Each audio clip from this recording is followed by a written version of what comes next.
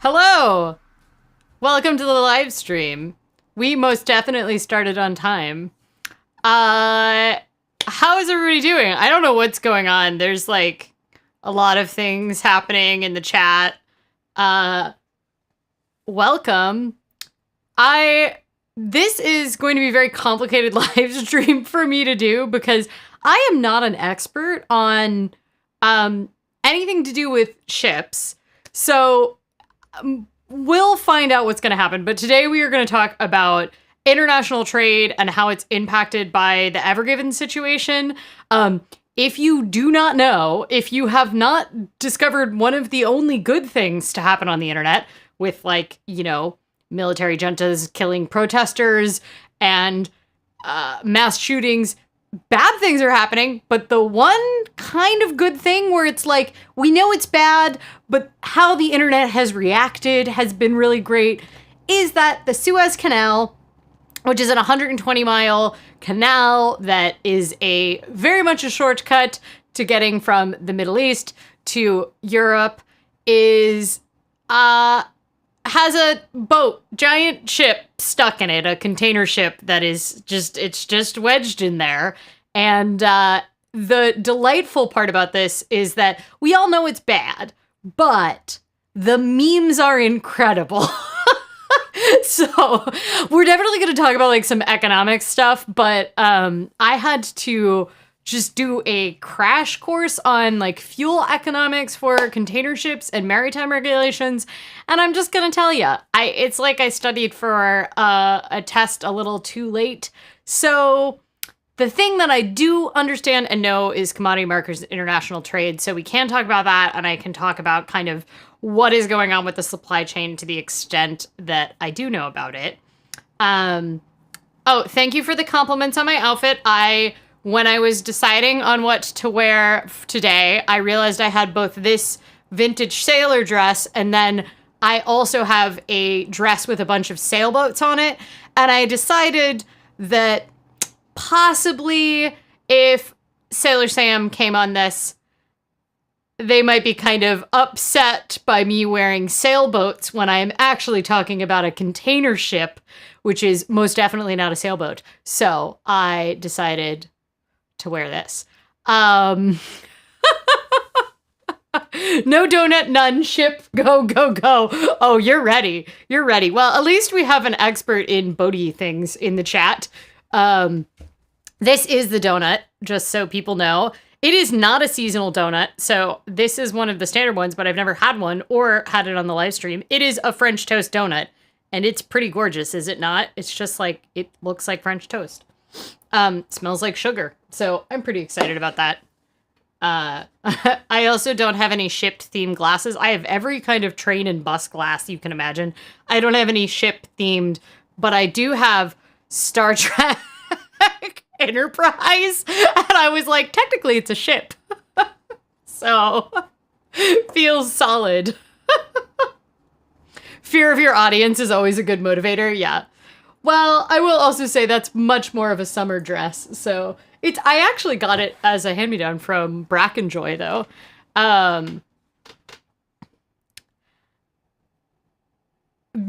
Yes, an expert on ships is in fact here in the chat, so but I will say I loaded a ton of evergreen memes onto my iPad. So if at any point I get out of my depth, my plan is to just start showing evergreen memes or ever-given memes. And then we can all just look at memes together because in my opinion, it is the best thing to come out of this whole thing. How do I not have fairy-themed glasses? That's interesting. I think the very short answer is because I do not work in any ship-based transportation, nor did I specialize in anything to do with maritime. So, you know, my brand, there is a lot of forms of transportation in the world. I also don't have any car-themed glasses. So, you know, I do work with ferries, but I have not been, like, I don't know, given any swag by any of the ferry operators I work with. SK says there was a helpful image to demonstrate the size of the ship by comparing it to the Enterprise. Oh, I'm so sorry I missed that. I actually had that thought where I was like, is the Enterprise bigger than an ultra-large container ship? I do not know. Also, do they measure the Enterprise in TEUs? I would also like to know that. So, yeah. There's a lot to cover. Do we want to dive into the ship things now? All of the nice boaty things to talk about? First, I think we're probably going to have to give like a basic primer of what is going on. Oh, did I get sent this meme? Is that what's happening? This Enterprise meme? Did you already look it up?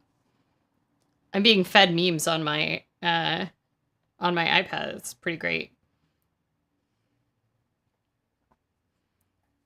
So, let's actually look at it.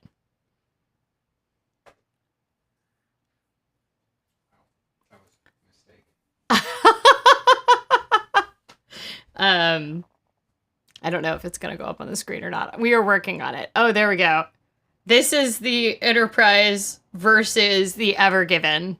So the reason it's called the Ever Given, even though it says Evergreen on the side, is that the shipping company, which is it's called steamship, like trade is what the like term is.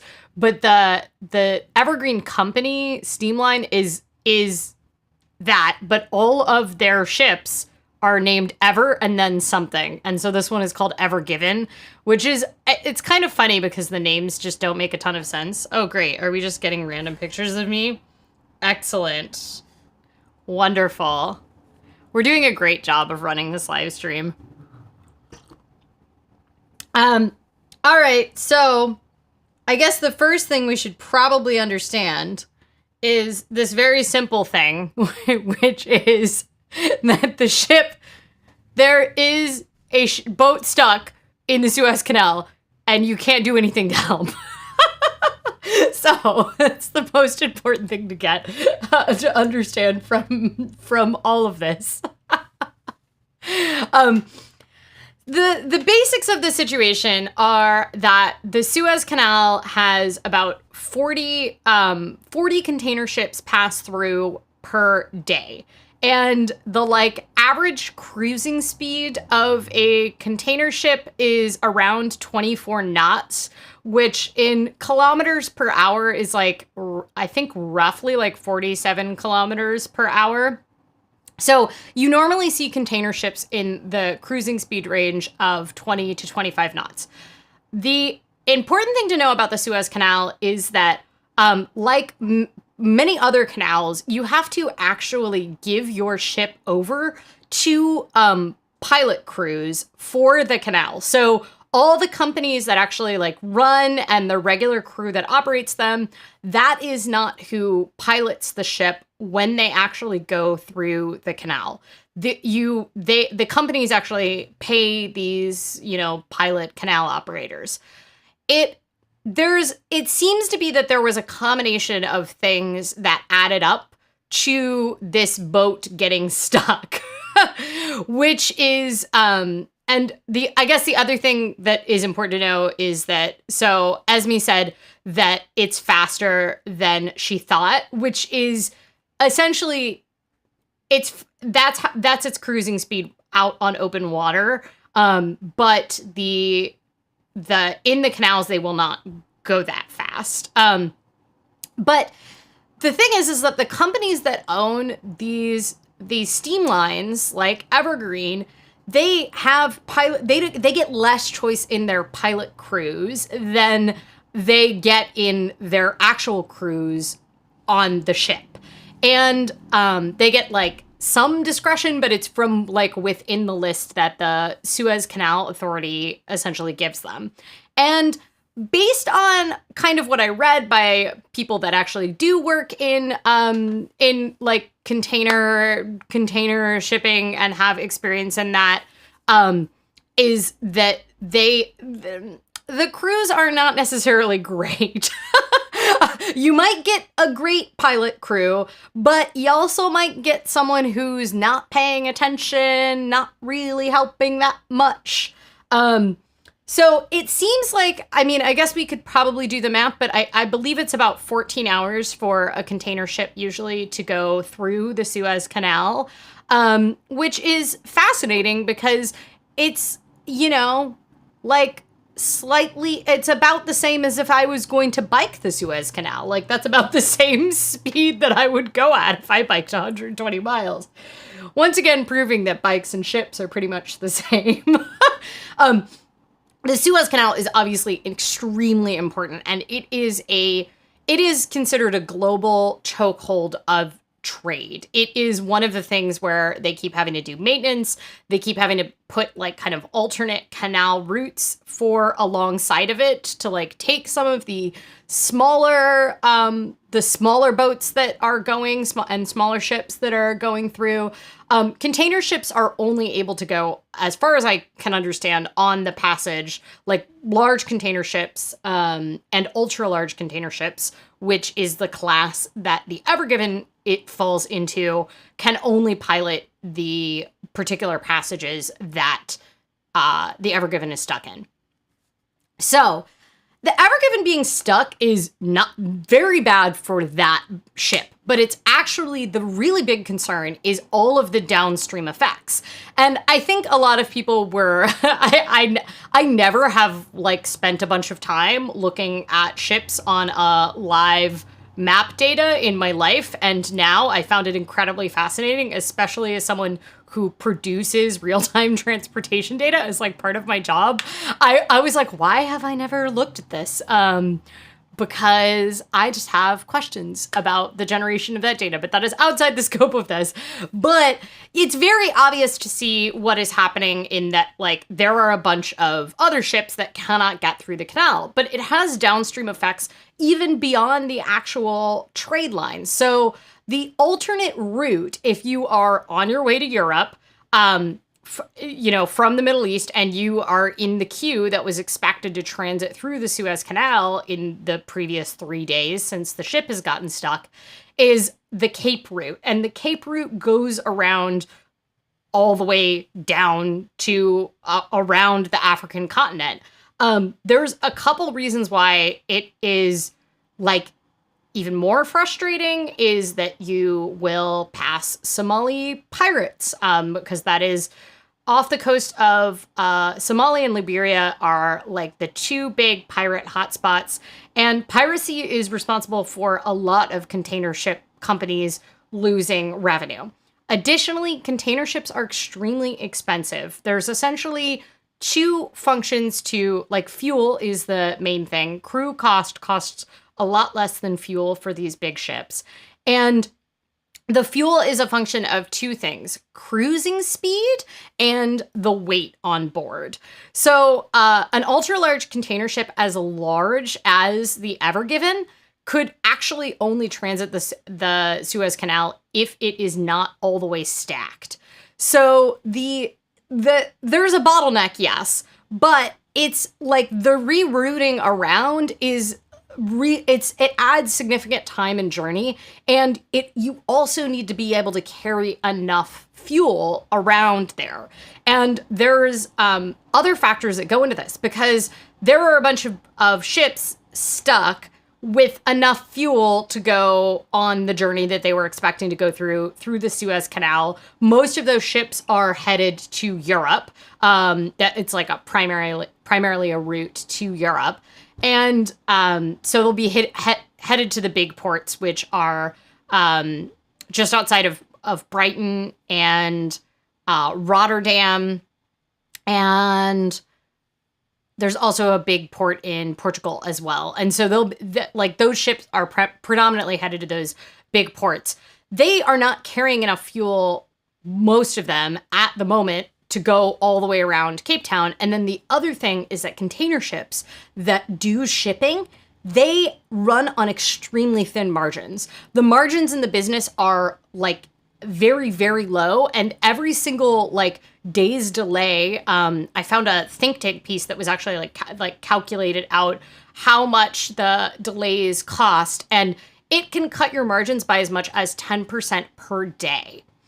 So it is like there's a bunch of things going on here. You also have to realize that it is crude oil that is being carried by a lot of these tankers. Obviously, they go between the Middle East and Asia, and they go to Europe, or they are going from Europe to, most of the time, to China. So these, like, there is a lot of fuel supply that is now being constrained on the commodities market. That is not the fuel that they can load their ships with, just to be clear. That is not ready to be ship fuel. But it is, like, important to understand that there are multiple factors at play with how this is interacting with commodities markets, which commodities markets are just the trade of actual, like, commodities. So they'll tend to be things like oil is kind of the big one that moves the market. So you can trade stock on the regular stock exchange of oil companies or petroleum companies or something that interfaces with oil. But you can also trade the futures. You can buy and sell essentially units of commodities on the commodities market, which is a separate market. And most people aren't like out buying commodities. That is mainly done by, like, the commodities markets are mainly done by professional traders that work as commodity traders. This is done as an institutional level. This isn't really done by retail investors. But where do we see it show up? We see it show up in two places. We see it show up in the cost of goods, because especially if you are in the United States, Canada, we live in import economies. And because we are importing goods from abroad, the cost of our goods go up when the cost of fuel goes up. Additionally, we see it in, well, what do you think? Gas prices, right? When there is a tightened supply in the fuel supply, because, guess what? A bunch of the crude oil is stuck on tankers waiting to get into the Suez Canal. Yeah, guess what happens? Fuel prices go up. So we've seen a bunch of very interesting things happen.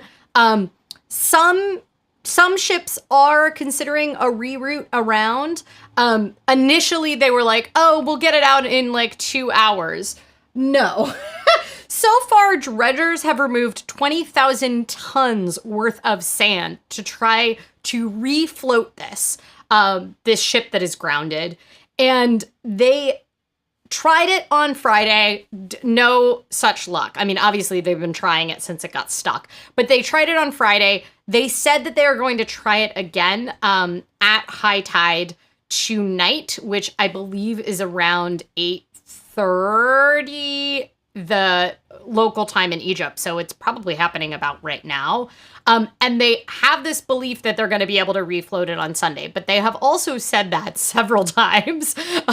I also would love to show you this phenomenal video, which is put out by the Suez Canal Authority. And it is, I think, meant to show, like, how much work they're doing. They put out a video of their first video that they put out was just a bunch of dudes staring out the window of a ship set to, like, action movie music. And then they followed it up with this one, and it's like a sizzle reel of them not moving the ship.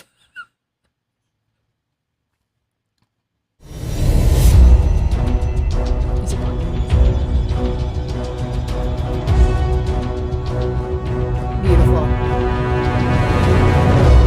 Hey, look, we have a boat.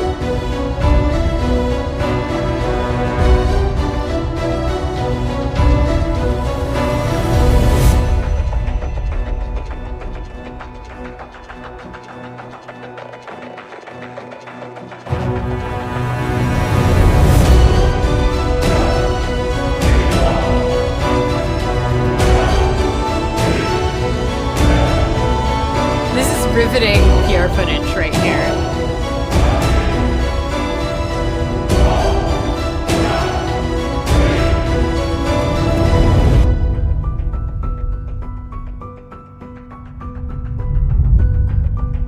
Look, we're in a boat looking at another boat.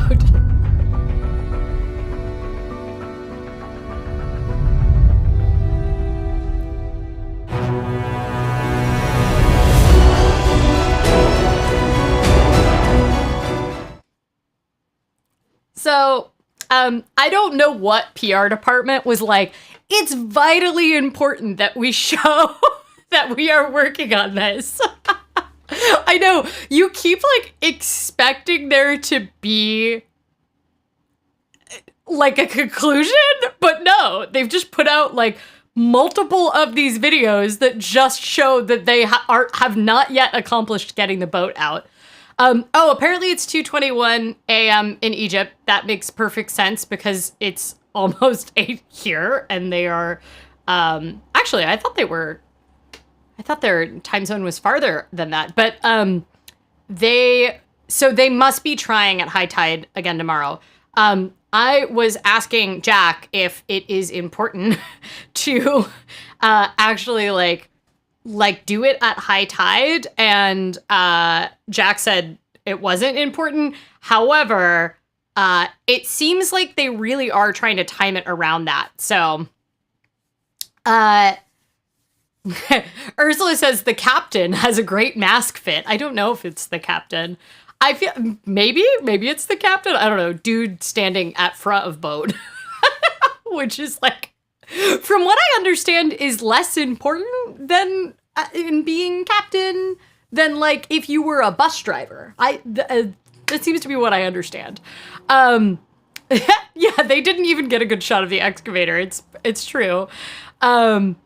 So okay, I do appreciate that they seem to be really trying with the PR moves, but this is like, okay, so the boat, they claim that they might be able to get it out on Sunday and things can move. But here's the thing. It's not like a bottleneck where it's like there is a gate and you, like, the gate is there and then you move the gate and then everything is fine. Because that is quite simply not how anything involving maritime, like, schedules works. And last estimate I saw, to actually, like, deal with the bottleneck and the backup of ships, because they have very particular sailing times. One of the reasons they have particular sailing times is because the stopping distance for big ships is, like, really long. Like, imagine if you had very little brake power on your car. So they can't just say, oh, just go, all you ships. So the last estimate that I saw is that it would take almost 6 weeks to move through the backlog of shipping that had accumulated. So that is, like, notable as far as what is going on. Bruno says, ship move a little, but water go lower. We'll try tomorrow morning. Yeah, as far as I understand, roughly what is going on. I do appreciate how much, like, there's a lot of complexities to the situation, but at the same time, even children can understand the concept of, like, there is water, thing got stuck, that, like, must get thing unstuck. Like, it's very beautiful how simple this is to understand for the human mind. So it sounds like there seems to be some, like, tossing around of different theories, but most recently they have asserted that it's possible that it was human error involved. However, there was a sandstorm with very high winds going on at the same time. They also claimed that they had a blackout, which is when a ship loses power. The thing that is notable about that is that the large ships like that usually would have backup power for the steering. Like, even if they do have a blackout while piloting a canal, they still have steering operable. So it does look like it was just a series of like small mistakes, some of which were human error that added up into this. The big thing is like every single person I know that like works in shipping, does anything on the water is just like, oh my God, the fines. The fines are going to be like absolute chaos. So that will be administered by Egypt's maritime law via the Suez Canal Authority to the company that owns it. So it's a Japanese company that owns this. So Siren Eye says, at what point does it make sense to just use dynamite and drag away smaller pieces to restore trade travel? I don't know the answer to that. I mean, the company would have to essentially decide if the cost of losing the entire ship's like contents on such a small margin at some point. And then the other question is like, how much dynamite would you need to blow up container ship that big? I don't know. It seems, it's also like, how would you detonate? You would have to be so far away to blow up a container ship that big full of metal pieces. I think, yeah, that seems like, I feel like there's people who are professionals, and if that hasn't been a solution they have floated yet, no pun intended, then maybe it's not a real solution. Where would it all go? Into the desert in Egypt. I think that's the real thing. It would make a reef in the canal. Oh, yeah, that's actually a really good point, is like now you've just got all of the things that were broken on the container ship in the canal. Which is like, I think the thing that's like notable is that keeping like everything is fine with the ship. It's like, it will be, if we can just get it to stop being aground, like, and refloat it, it will move. Like, it seems like it's all operational, like nothing happened to the ship's steering or engines or anything. They just have to, like, get it out. So, yeah. Yeah. Replacing stuck ship with shipwreck in canal is probably not that helpful. Well, okay, so that's another really interesting thing, is that this is not the only bottleneck in global trade. And I will admit that I stole this graphic from, experts in actual international trade. So... oh, that's Kitten Cam, which is possibly more important. She is stuck in that box by the power of being in a box. So you can tell I stole it from The Economist because it has a pun as the title. So these are essentially all of the places where there are like huge global shipping trade bottlenecks. And this is like how many million barrels of oil are transported per day. And this is 2016 numbers. So the big thing that I think is important to note is that there's like, we don't have a lot of great solutions without the Suez Canal, without any of these essentially like choke points. But the really big choke points are the Strait of Malacca, I don't know how to pronounce that, the Suez Canal, and the Panama Canal. And the Panama Canal actually already has implemented like max depth. They implemented max depth for boats because they essentially like had gotten to the point where they were extremely worried about this kind of thing. And the Suez Canal, there is such a thing as a Suez Max tanker. That is a class of tanker, which is essentially the largest tanker that can transport across the Suez Canal.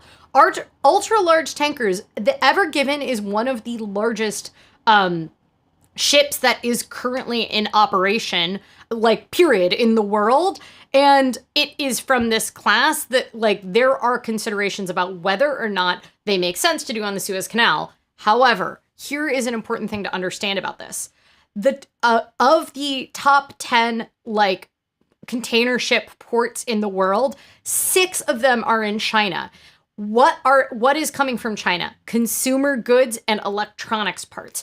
And so the container ships, the really large container ships, are done for economies of scale. So economies of scale, essentially in shipping, because the margins are so low for container ships, have been happening because there is such a large volume of trade coming out of China. And guess where that trade is mostly going through? It's going through the Suez Canal. So that is important to know. Looking at this map, there are 2 alternate trade routes that Russia is trying to really push. So the Trans-Siberian Railway, which is a railway I have been on, and goes from, essentially, you can get things from Europe, Central Europe, to all the way to Beijing, Shenzhen on the Trans-Siberian Railway. It goes through Beijing, then it gets transported again. So you can get it there actually faster and significantly cheaper than you can get things through the Suez Canal. And it goes through, I think, about like 4 days faster transport time total, which is a big deal when it comes to shipping. And then it also comes cheaper. But it loses its economies of scale once you start looking at the, like, all the way transport, because you have to do overland transport through certain parts of Europe. Russia is also really trying to push, as well as Denmark, the Northern Sea route. And the Northern Sea route would go through Arctic ice. The problem is, one, they're trying to push this because, guess what? The polar ice caps are melting, and there is more transitable time per year, like along the top Arctic route each year, because the season that you can actually get through, like on a regular ship without an icebreaker, is growing each year. But it's a very short season regardless. It's still 3 to 4 months right now. So, you know, if we keep transporting fuel all over the world, and then perhaps those ice caps will melt sooner and we can do it via the Northern Sea route.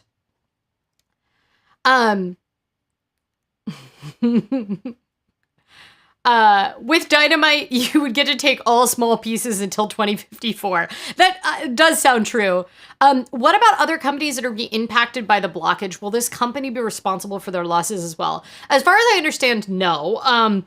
As far as I understand, like, shipping delays are something that is bared by the shipping companies. What I will say is that there's only like about 6 steamship lines. So probably a lot of the downstream container ships, at least, not the tankers, are evergreen ships, like actually owned by the same company. So the other thing to like understand about this is it's not just losses to other ships that are stuck in the line. There's a number of things going on here, because it's not just about the Suez Canal blockage. So all of these ships that have decided to reroute their tankers through the Cape of Good Hope in South Africa, guess what? There is port calls for the Cape of Good Hope. There are ships that were already on the docket for those port calls. And now the question is, are they going to be able to reroute? Are they knocking someone off the schedule? Is that port going to have to work more hours in order to be able to get all the ships? Then additionally, like, this ship is headed to Rotterdam. There are, like, Ever Given, just Ever Given alone is headed to Rotterdam. What's happening in Rotterdam? Well, that was going to be offloaded, and there's some small manufacturers up there, or large manufacturers, that are waiting for parts in that ship. So here's the thing about globalization.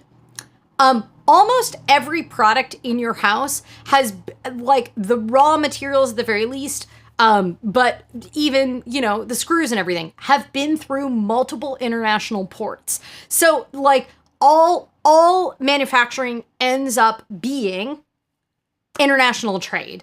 And you realize that there are lots of downstream effects. So you might not think like, oh, but I get a, you know, US made, if I'm ordering a US made hat, how would that be possibly affected by this? Well, that US made hat is produced on machinery that contains screws that they get from Canada, and that Canadian manufacturer actually needs, certain kinds of oil, and that oil comes from a supplier in Amsterdam, and the supplier in Amsterdam is waiting on a shipment of, crude oil or whatever it might be. There is so many supply chain effects. And this is a thing. We've always kind of known that the supply chain is tenuous. Some might even call it fragile. We've seen the effects of this very much in the last year. We've seen how all these things are interconnected. But this really highlighted just how much globalization has crippled the supply chain's, strength, essentially. Because as much as you might be able to say, oh, there are independent nations that can manufacture everything they want inside that country, even the top manufacturing companies, of which the United States is one of. I think people don't think of us as a manufacturing economy, but we are still one of the leading manufacturers in the world.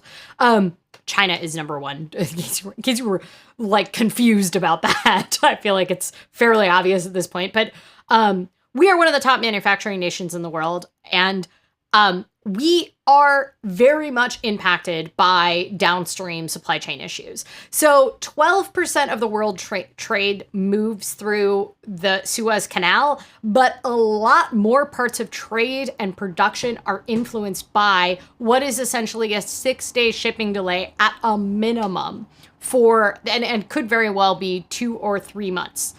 So there's a lot of things that are interesting. Companies are going to lose millions, that's for sure. It's going to probably be more than millions.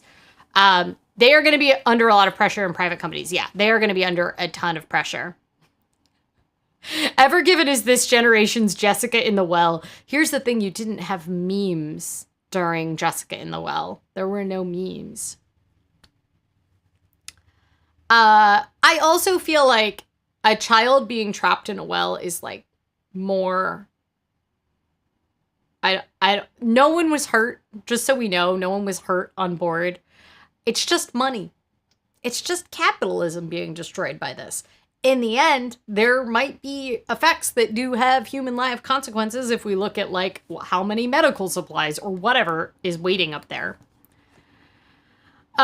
Lots off toilet paper, so buy toilet paper tomorrow. Interesting thing about that's very fascinating is that the paper trade is not centered in China and is not centered in Asian economies. So we have not seen wild swings in the paper products commodities markets the same way that we have seen in several other commodities markets, because it is not a main exporter, and that's like the trade that we've got stuck. Abel Jack said, oh God, though, it's so much money, billions a day. Yeah, I mean, are you saying the fines are billions a day? I know the fines are like very big, but I don't have a scale of understanding for how big that is. I wonder how many containers of sparkly ball are a month's worth of sparkly balls for the world. That is a very interesting mental image I would love to know. Yeah, like my sparkly balls were almost definitely manufactured in China, and like how many let's think about that. They're gonna slaughter the livestock if that ship can't float tomorrow. So apparently there's a livestock ship there. Can they slaughter on board? Does anybody know anything about this? I feel like Abel Jack's probably the only one that would know anything about this. Can they slaughter on board? Are they going to like go to a port and slaughter? Also, if you have livestock that's bound for Europe and you slaughter it in Egypt, does it need to be halal slaughter? I have questions. Not the fines, just the economy. Okay, yeah, it's definitely billions a day impact on the overall economy. Yes, all the IKEA stuff that's trapped in there, just use it to make a new boat. Solved all of the problems. My company was one that worked on the Panama Canal expansion project, massive engineering project. See, yeah, I think it's like very interesting to see like how much engineering kind of adds up to this that is like way beyond like civil engineering of the canal. Like there's like the engineering of the ships, the like choice to start using larger and larger container ships. Yeah, it's very fascinating. So right now there are 300 ships stuck in the canal, but there are more downstream effects of what is going on. What other things do we need to know? Do we have questions about international trade? If you have questions about ships, you can put them in the chat and I'll read them, and maybe Able Jack can answer them because I probably can't. A bunch of people who get to be stuck on a ship for even longer. I don't know, maybe this can be corrected for me if this is untrue, but like being stuck at sea for a couple extra days, even an extra week, I think is not terribly uncommon in the like maritime industry. I don't think that's true. So I think that's like less of an effect. Also, important thing to know, as for the crews that are on board, the fuel that you use to keep the like ship running with crew facilities and everything, and like, you know, sat nav or whatever, is so much less than the cruising fuel that you use. So it's like really negligible comparatively, right?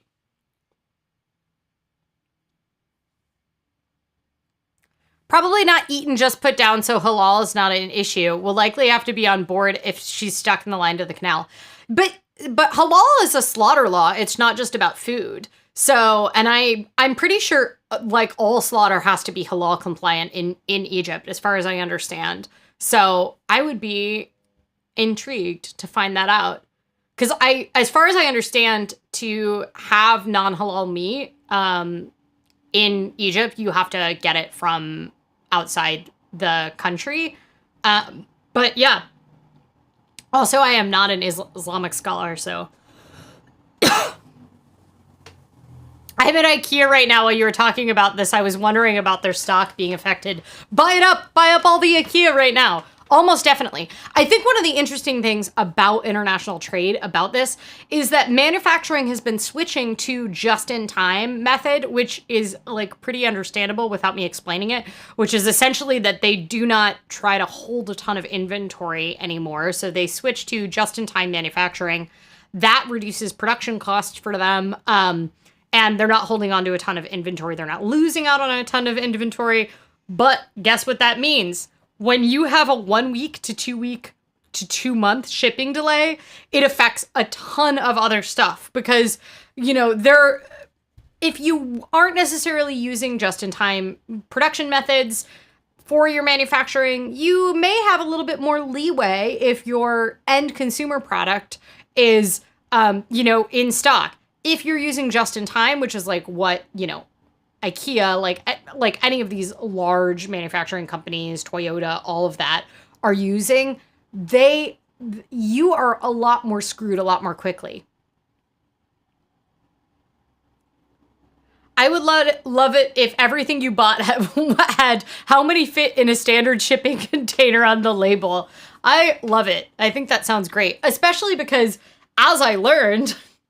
The measurements for shipping containers are their own special measurements called TEUs, which is a 10-foot equivalent, and an average shipping container is 2 TEUs. But like the capacity of a container ship is measured in TEUs, and I just like how they just invented their own thing that actually just means that a standard shipping container is 2 of those things, but also it just represents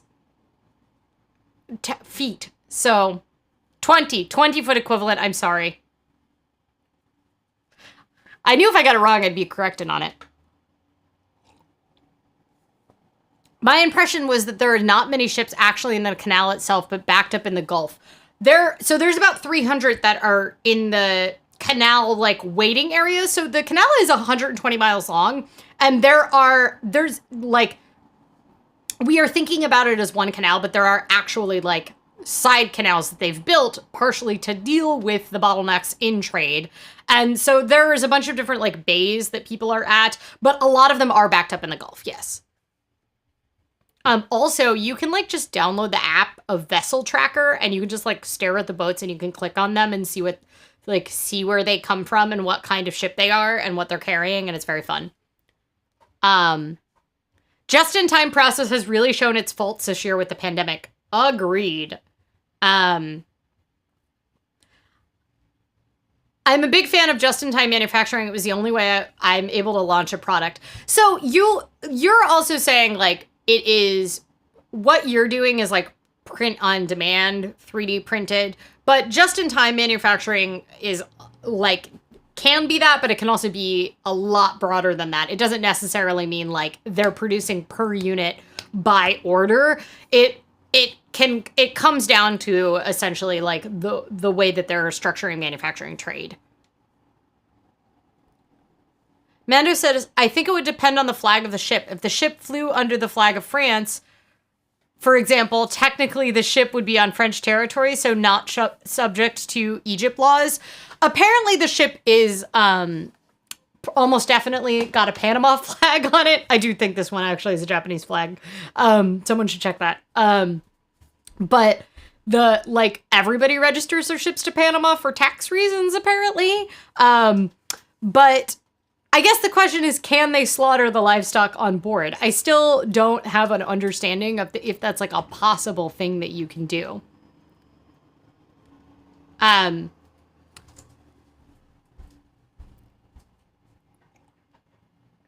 Rural says, I thought it was food only. Will ask my Egyptian sister-in-law.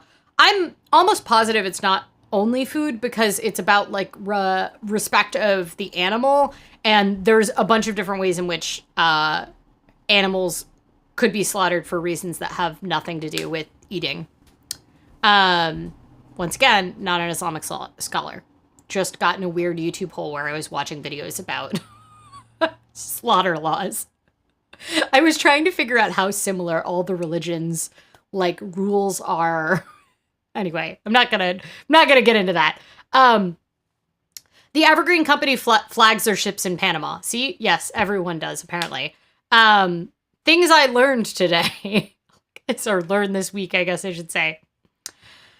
So, do we want to talk a little bit about oil prices, or do we just generally understand why they've gone up? So oil prices had lost a ton of value. They'd gone down like 8 billion. I think it was like 8 billion in the week ending March 20th, which was like the last week that we had actual like full week data for. Oil prices have been like tanking. Obviously, like demand is lower, blah, blah, blah. This shot up oil futures. Obviously, the futures were trading like at, I think, what was it? Yeah, essentially they've recovered almost everything that they had lost in the previous week. Yes, oil prices went up because ships stuck, pretty much. So Panama technically has the largest merchant navy. I guess so.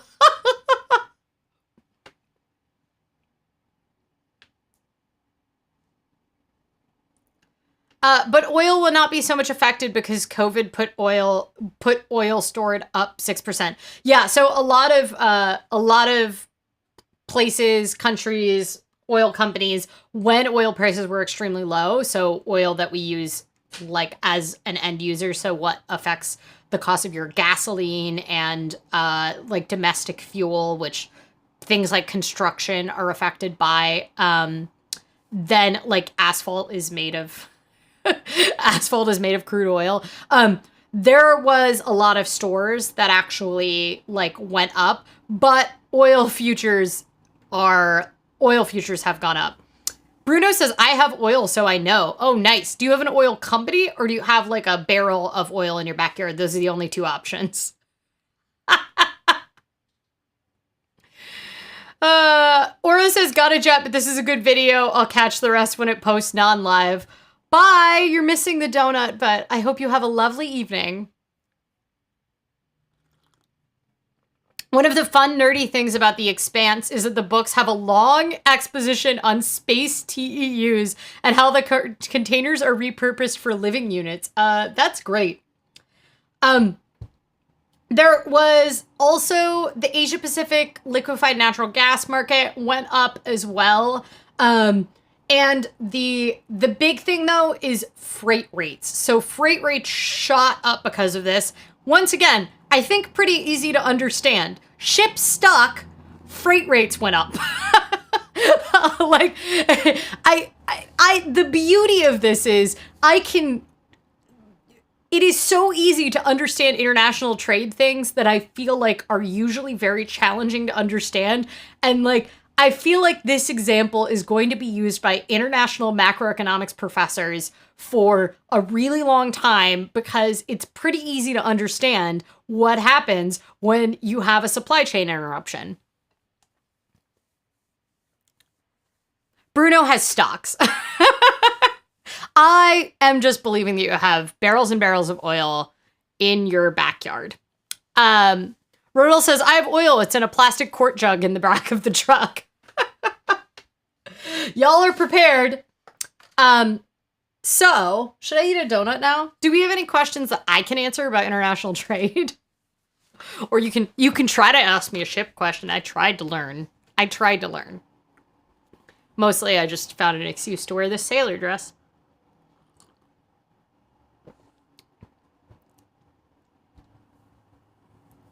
Donut. All right. We always ask for the donut. All right. Here's the donut. It is a French toast.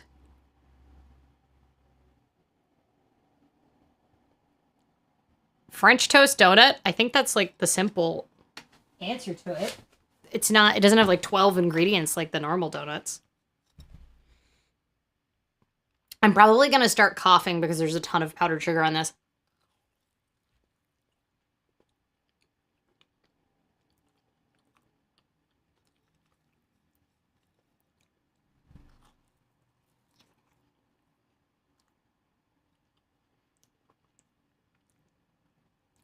Okay, so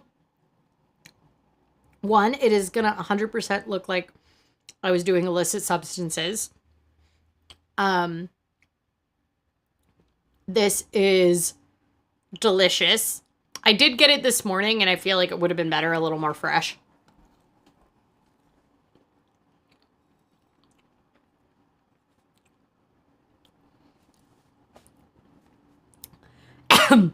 I am just drowning in powdered sugar. I'm drowning. This is a very messy donut. It's very fluffy on the inside and it's covered in powdered sugar. That's all you really need to know. It's probably the most simple donut. I keep expecting there to be like some other flavor on there. It's just good. It's just a good donut.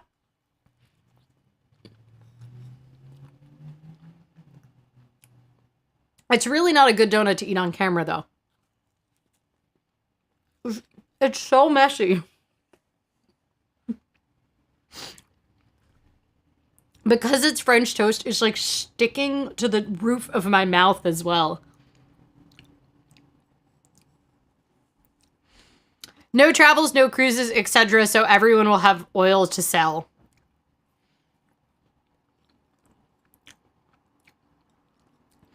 SK says, there was a hilarious article a while back by an economics journalist trying to buy 1 barrel of crude oil. I think in the end, some broker took pity and got her a bottle of a sample somehow. That's great. I think that was a Planet Money episode.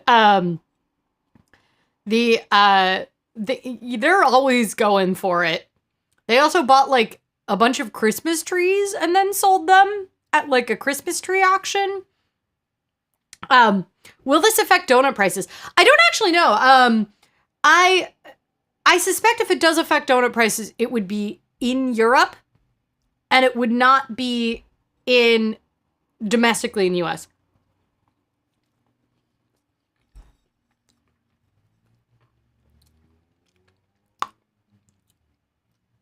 as far as I understand, there is not a lot of there's you don't do a lot of freight on water for produce. That being said, wheat you obviously do. So I don't know. I'd like to know the answer to that.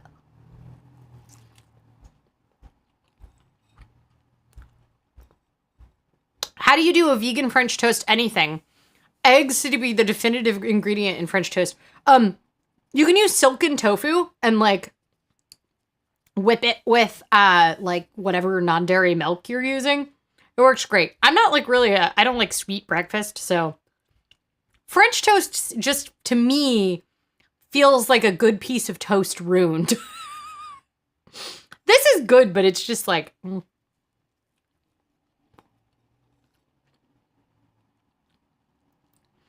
Ursula says, do you think the Krispy Kreme vaccine offer is going to impact the domestic donut market? Oh my God, that's such a good question that I have no idea, and I would love to know the answer to. Also, what did Krispy Kreme stock do after they announced that? Normally, like, small marketing campaigns do not affect... I am covered in powdered sugar, y'all. Look at this. It's like my whole... Maybe you can't see it on camera, but I am covered. I'm covered in powdered sugar.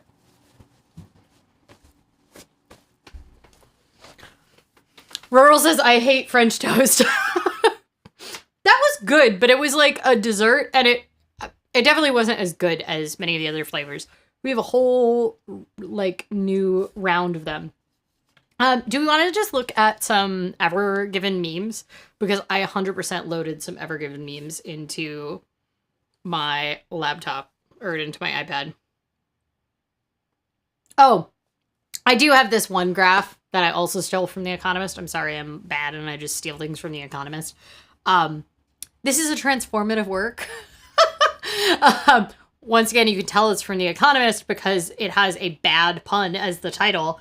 But if you're kind of like wondering how much of each different things go through there, so dry bulk vessels would be the like the IKEA furniture and stuff like that.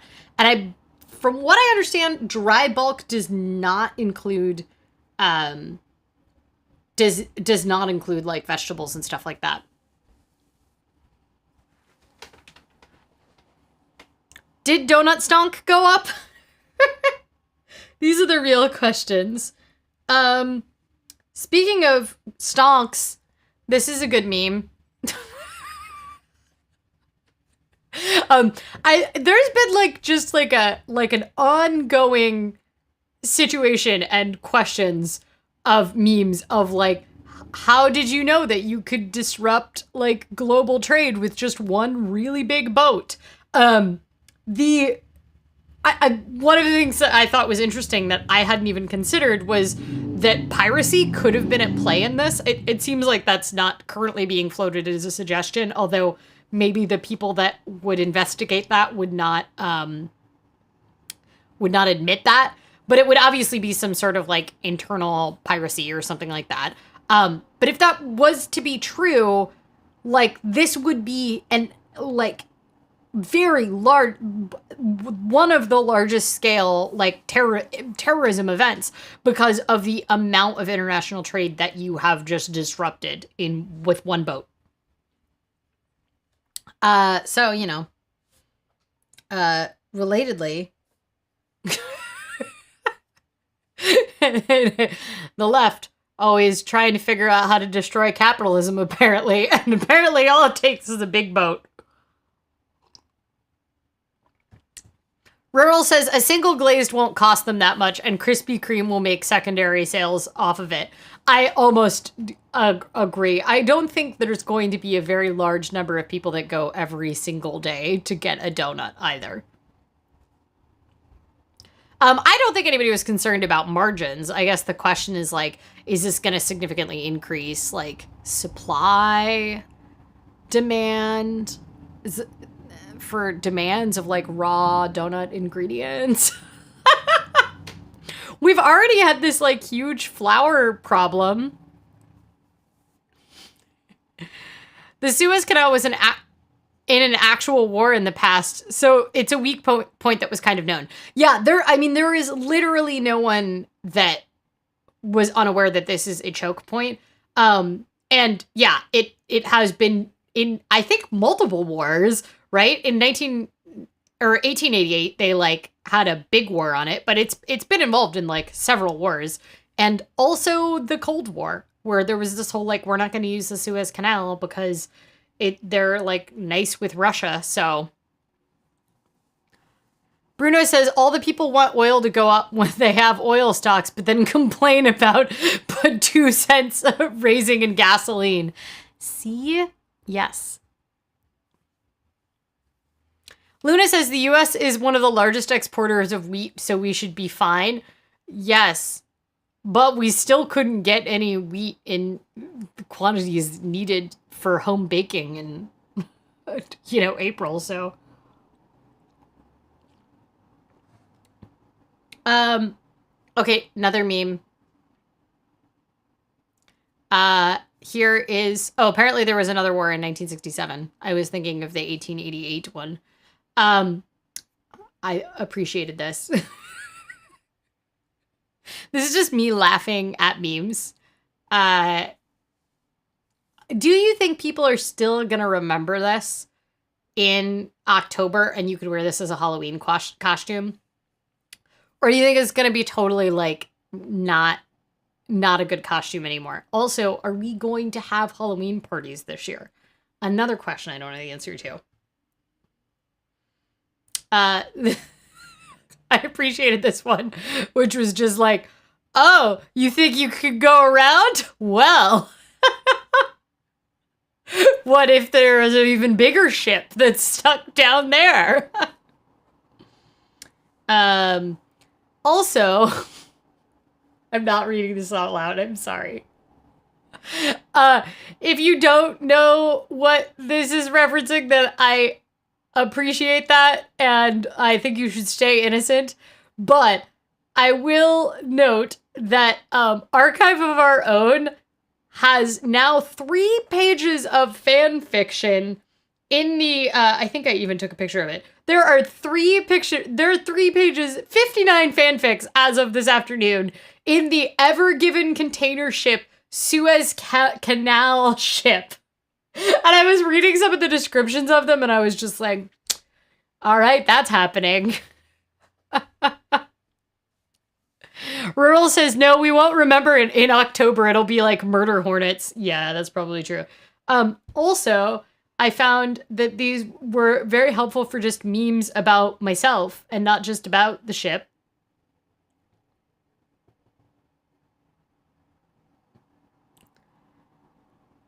Also this. You can substitute really anything in there. I did one that was my depression and then a new haircut.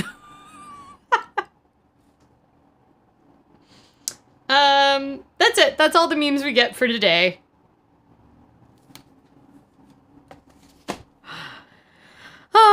Well, what an interesting live stream this has been. We are already past an hour. Does anybody have any questions about international trade or ships, or do we just want to watch the cat?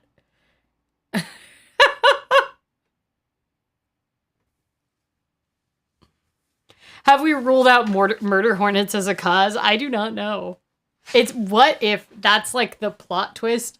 We're in the like, we are in the finale season, but it was like the show went on 1 season too long and the writers are just like trying to tie up all these loose ends that they forgot about from the last season.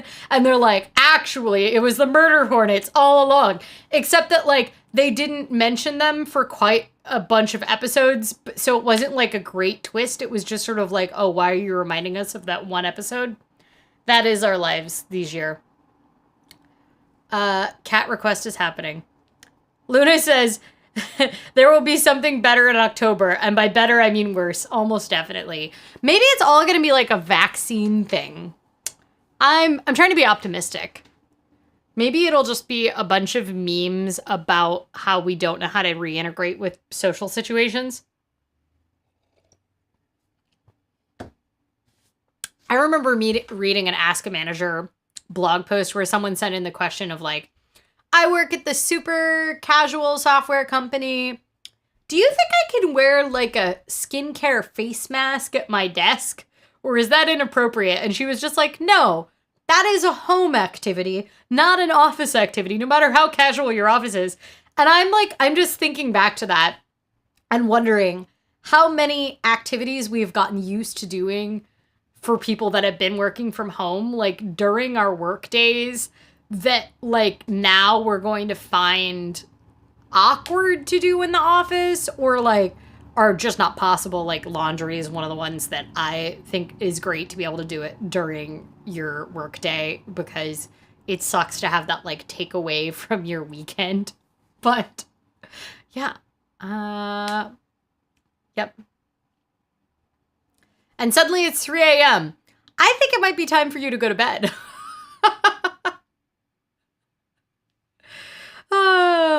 Murder hornets now come in TEU sized. Perfect. Yeah, I don't think she has a mic on her camera, but she just gave a very deep sigh that was like, all right. Tell me what you're most looking forward to this week before we go. I'm going to tell you what my, like, probably one of the best things that happened for me this week was that I went to the dentist after I had an appointment in March of last year. And I hadn't felt comfortable until now, but I finally decided I couldn't put it off any longer. The irony was that I got dental insurance in March of last year. So I was very excited to have dental insurance, and now I've been paying for dental insurance all year, and I've paid more into it than I normally pay for my twice annual cleanings that I pay for out of pocket because I don't normally have dental insurance. So I went to the dentist this week. It was great. No cavities. Good job, me. Wearing actual shoes. Oh, that's a really good point. Do you think that, like, European and North American countries will ever adopt the Asian custom of having house shoes and, like, inside shoes? Because even, like, at schools in Japan, you have, like, a locker for your outside shoes and you put on your inside shoes. And that would be excellent. I would love that. Although I will say, like, I have all these great shoes and no one gets to see them. So, and at home I just wear these all the time. But they're still better than the slippers that I had that everybody told me were falling apart. Which were, in fact, falling apart. I could feel the floor through the bottom of them. Cheryl says, I have inside shoes. I mean, I do, but, like, you wouldn't wear them at work, right? That's the thing, is, like, will we adopt this, like, outside of our homes? Plenty of people with house shoes at our office before. Oh, interesting. That is not, would not be a thing in any of even my, like, very casual offices. Some of it is just, like, you know, working in bike shops, you have to have boots on. You know, they have to be closed-toed and stuff, but sometimes I would take mine off under my desk, though. Like, take my shoes off. Bruno says, first they stuck it at home with COVID, then block our food. What next? Turn off the sun? Oh my God. Oh, Julie's first vaccine shot is on Wednesday. Second dose of vaccine for Esme and spring break. JK is getting a vaccine. Very exciting. Claire says, I think it might be donut day on Thursday. Donut day is a good plan. Claire says, I sometimes change shoes at the office, as does my teammate. If it's snowy or rainy out. Yeah, I would change shoes, but they're not, like, outside shoes. I would change shoes into, like, other shoes. Because I would wear my bike shoes when I had a long commute. I'd wear my bike shoes with my clips in them. And it would, of course, they'd always be wet. And then I would change into, like, shoes. But I, like, brought those with me. And they weren't inside shoes. They were just, like, less ridiculous shoes. the world can no longer afford the sun's electricity bill. I mean, we've been doing our best to really not utilize it. Maybe like the daylight savings time makes the sun angry. The like how everybody is moving away from having a daylight savings time change, and it like makes them angry.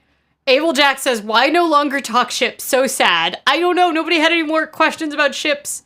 We all understand the problem. Ship stuck. Everything broken.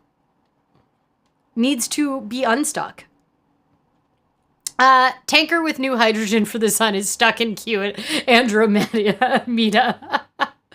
Ooh, Rural is going to chase puppies around. Dean had his first jab on Saturday. That's awesome. Denise says, I changed into inside shoes at work, but I have to. Do you work in like a facility that needs inside shoes? Some sort of like clean room? Something like that? Daylight savings time changes make me so angry. I side with the sun. Correct.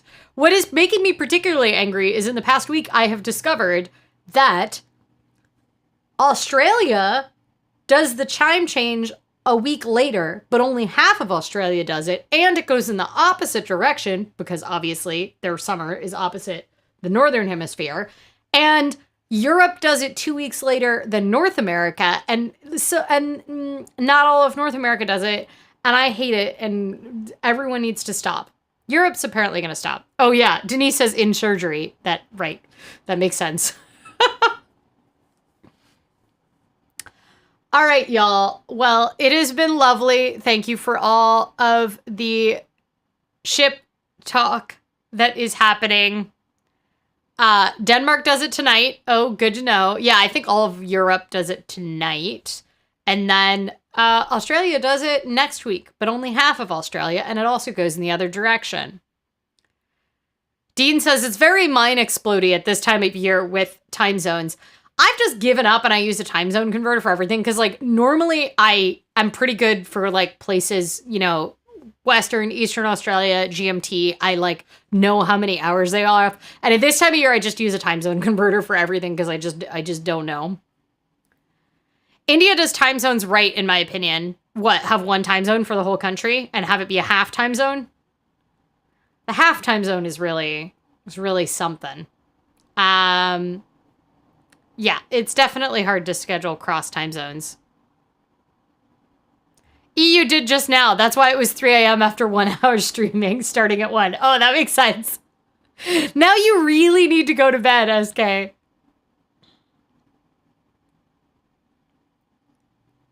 Ship big, ship tall, ship wide, ship thin. No matter ship, no fit through special river. Correct. I think that is the sum of everything. Really. And the ship needs to be moved. The end. That's really all we got. I'm sure we're going to get some fantastic estimates of the cost of what this has been to global trade in like 4 months when think tanks start producing these things. And it's going to be pretty fun to watch the stock of various steamliner companies. So Nepal is at 15 minutes because they wanted to differentiate themselves from India. I did not know that.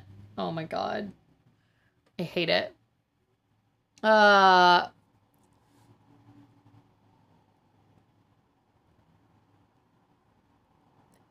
Yeah, for us, no problem with time change, but for kids in cold places, 1 hour makes a real difference.